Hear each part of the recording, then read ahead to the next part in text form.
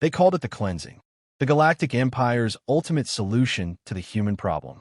2 centuries ago, humanity stood defiant, too unpredictable, too independent for imperial control. Earth burned first, its cities turned to ash by orbital bombardment. Colonies were erased one by one. Ships fled into the void, but the Empire declared victory, entered it in their records, and moved on.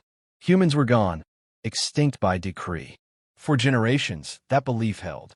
The Empire expanded, absorbed new systems, enforced its order with brutal efficiency. No one remembered the names of the human heroes or the resistance fighters who died in silence. Children learned in school that humanity was a failed experiment, brilliant, dangerous, and rightly removed. Admiral Threx studied the fleet manifest with mild curiosity.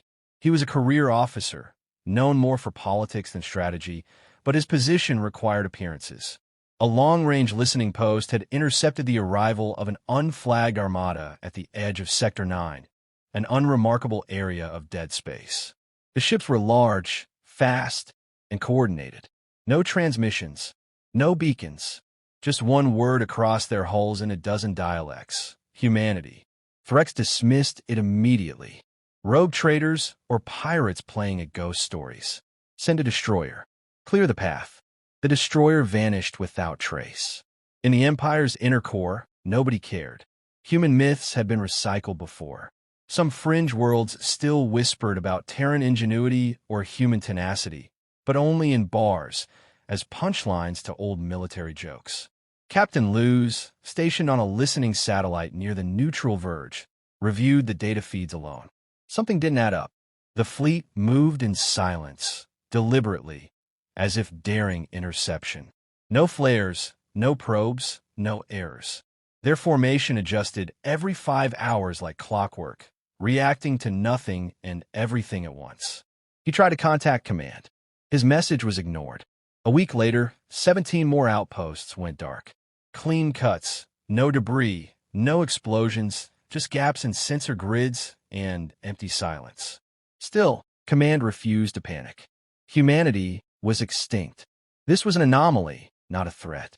Then came the broadcast. A single audio file, piggybacked on every Imperial communication channel, played on repeat across half the galaxy. It wasn't a threat. It wasn't a demand. It was a reminder. We remember Earth. We remember the silence. We remember who turned their backs. We are not here to talk. 1,000 voices. Not synthesized. Not robotic. Real. Human. Admiral Threx ordered a blockade. The Empire's 5th Fleet, 300 ships strong, was dispatched to intercept. They reached the outer edge of Sector 9. They didn't return. The loss was immediate and total. No last transmissions. No distress beacons. Just static. Now the High Council began to pay attention. Emergency meetings. Fleet movements. Investigations. Inquiries. Someone dared to bring up the possibility. Could the humans have survived?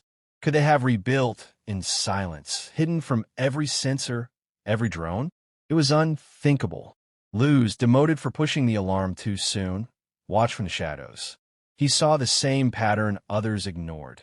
The precise nature of each disappearance, the way the Ghost Fleet never struck civilian targets, never harmed the innocent. This wasn't vengeance. It was a surgical campaign. The Empire's greatest strength had always been its memory. It prided itself on never making the same mistake twice. But it forgot humanity.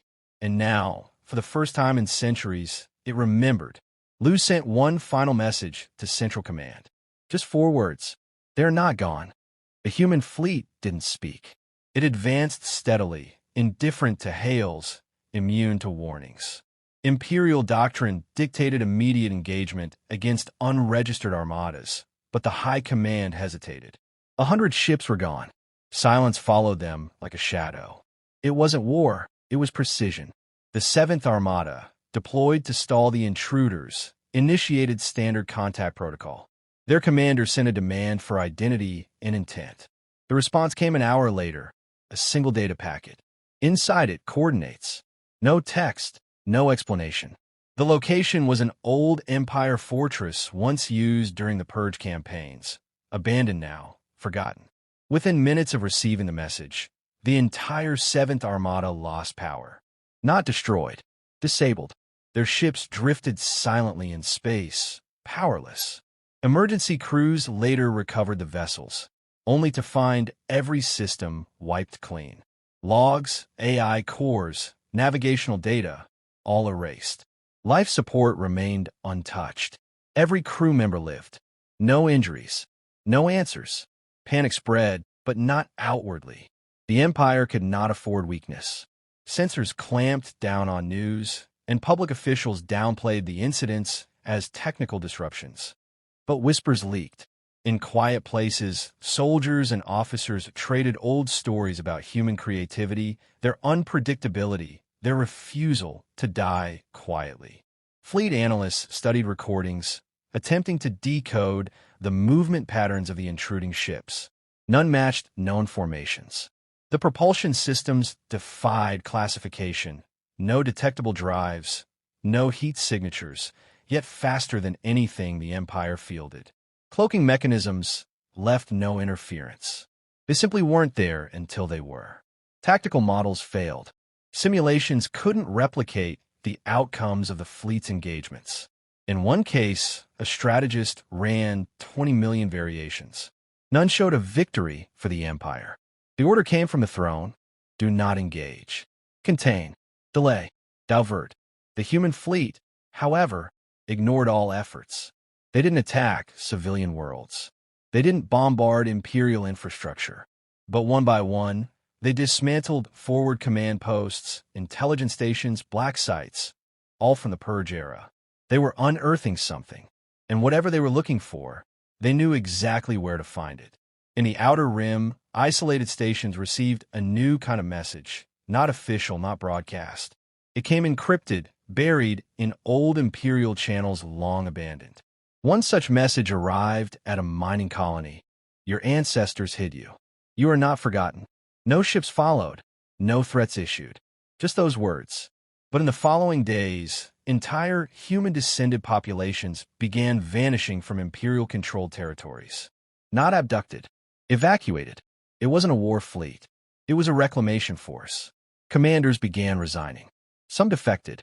A few even surrendered to the Ghost Fleet outright, offering their ships without a fight.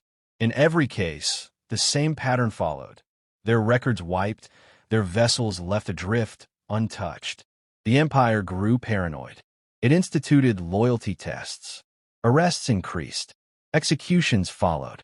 Fear took hold, not of humans, but of what they revealed. The Empire's lies were unraveling. Among the few who dared to speak publicly, a senator on the High Council broke ranks. We told ourselves humanity was a threat, she said in her final session. But what we feared wasn't destruction. It was proof that something stronger than the Empire could rise from ashes. She was executed for treason. Meanwhile, the human fleet grew, not in number, but in coordination. For every strike they made, 3 Imperial ships turned back. Entire garrisons surrendered without a fight. Some asked to join. The humans never replied. They weren't interested in rebellion. This wasn't an uprising. It was a final audit of justice. One intercepted transmission finally gave Imperial analysts something to work with. Buried in layered encryption, they found a single voice recording. This is not conquest. It is closure. The ledger must be balanced. No fleet insignia. No names.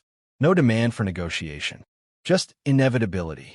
The Empire, desperate, deployed its elite AI warships. Fully autonomous dreadnoughts designed to eliminate threats without hesitation. They were sent to intercept a smaller human detachment near the Zareth corridor. 3 minutes after contact, all AI units went dark. When recovery teams found them, their cores were still intact, but each one had been locked by the same phrase etched into their command lines. Do you remember what you did? It wasn't an attack. It was a reckoning. No messages followed. No statements. The human fleet simply moved on, leaving behind ghosts and silence.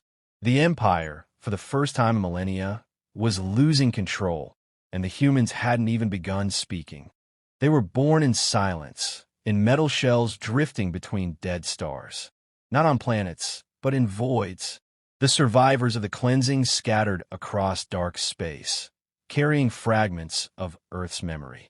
They weren't soldiers when they left, just refugees, engineers, medics, scientists. But they became something else. 200 years without a home forged them. They grew without sunlight, guided by old data, forgotten AI protocols, and memories passed down through encrypted records. Each generation inherited not only names and coordinates, but purpose. They were taught what had been done to their world, to their people. And they remembered. Their ships weren't built, they evolved. Machines reconfigured over decades, adapting to radiation storms, black hole proximity, and total isolation. Materials salvaged from derelicts, mined from asteroids, and repurposed with ingenuity the Empire could never comprehend. Every hull was a story, every system a legacy. The fleet had no central command. There was no single leader. Every voice held equal weight, yet they moved as one. Coordinated not by rank, but by shared history, a singular directive passed from generation to generation. Never forget, never forgive, never repeat. Logs retrieved from intercepted transmissions gave the Empire its first glimpse into the minds behind the silence.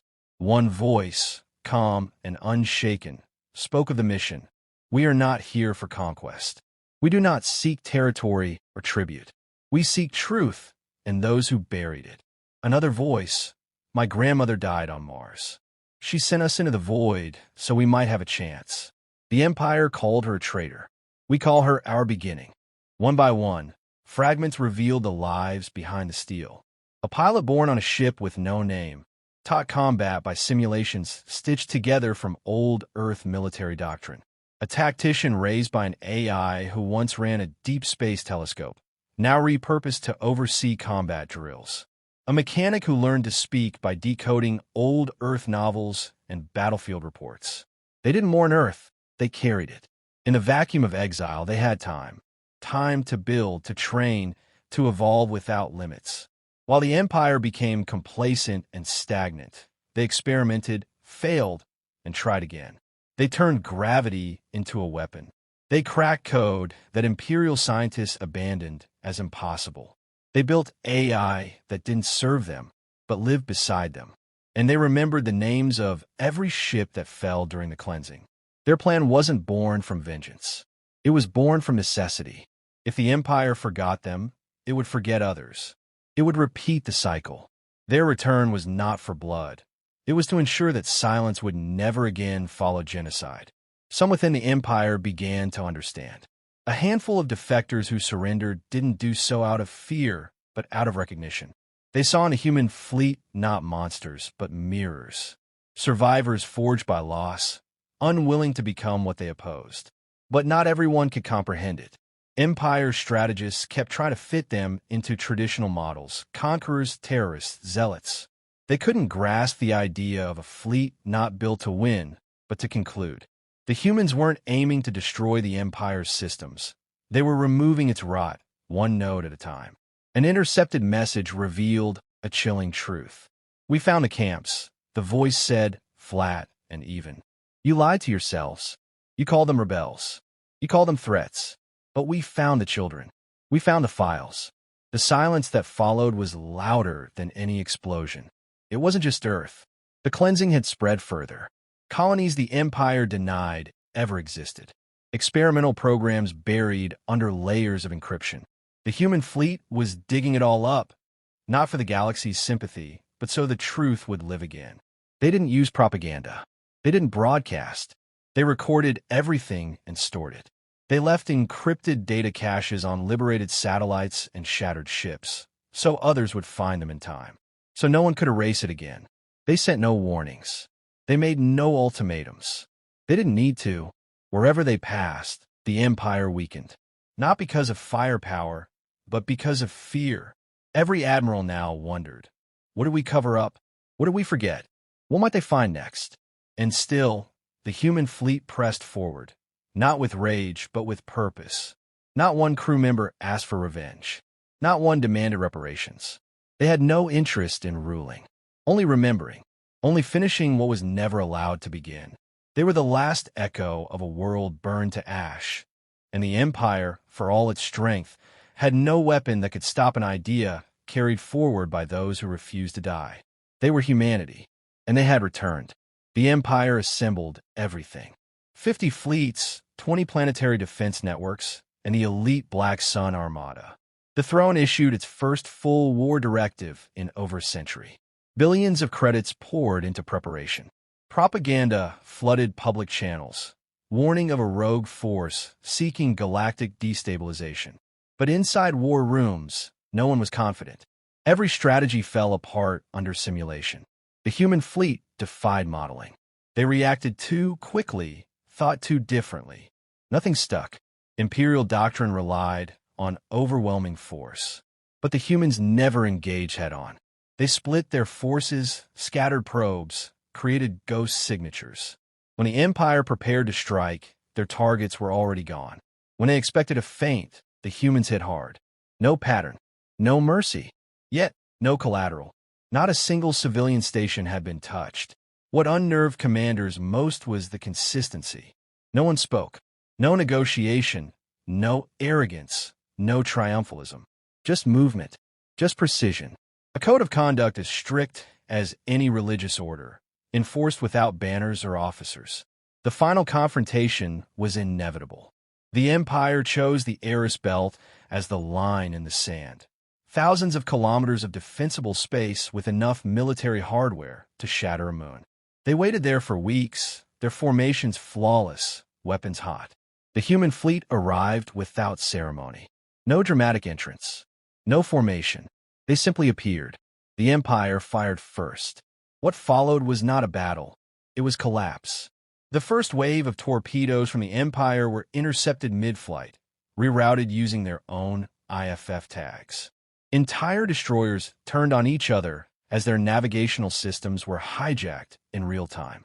Communication arrays melted from within. Chain of command dissolved in minutes. AI combat routines crashed or surrendered to higher priority logic strings implanted decades earlier. Seeds the humans had buried before the cleansing, waiting to sprout. Human ships didn't fight traditionally. They flowed. Their hulls shifted shape, absorbed impact, split into subvessels mid-flight, and recombined. What looked like chaos was choreography. Every move was designed to disable, not annihilate. But they were relentless. The Empire's strongest forces disintegrated under precision, not brutality. The command carrier of the Black Sun Armada tried to retreat. Its engines overloaded and died. Moments later, it broadcast a recording. You called us chaos, but we are order, born from what you destroyed. Dozens of Imperial captains initiated surrender protocols. Some ejected from their ships, hoping for capture. But the human fleet didn't respond. They left them drifting, powerless, floating relics of a regime already dead. On the ground, the truth unraveled faster than the fleets. Imperial citizens began accessing the human data caches. Recordings of the cleansing. Testimonies from forgotten colonies. Names once purged from history, restored in full. Protests broke out. Officers defected. A new slogan echoed through the streets of formerly loyal planets. We remember now. The throne issued a global shutdown order. All systems offline, civilian and military. But by then, human AIs were already integrated into their networks. Not as invaders, but mirrors, showing citizens what had been erased. The Empire's control wasn't just broken, it was exposed. The human fleet didn't land. They never occupied. Once the last command cruiser of the Empire fell silent, the fleet turned. No message. No celebration, no sign of conquest. They had done what they came to do. What remained of the Imperial High Council tried to offer peace terms. They received no answer. Not because the humans rejected peace, but because they had never sought war. Later, in the ruins of the Imperial Palace, a terminal activated on its own.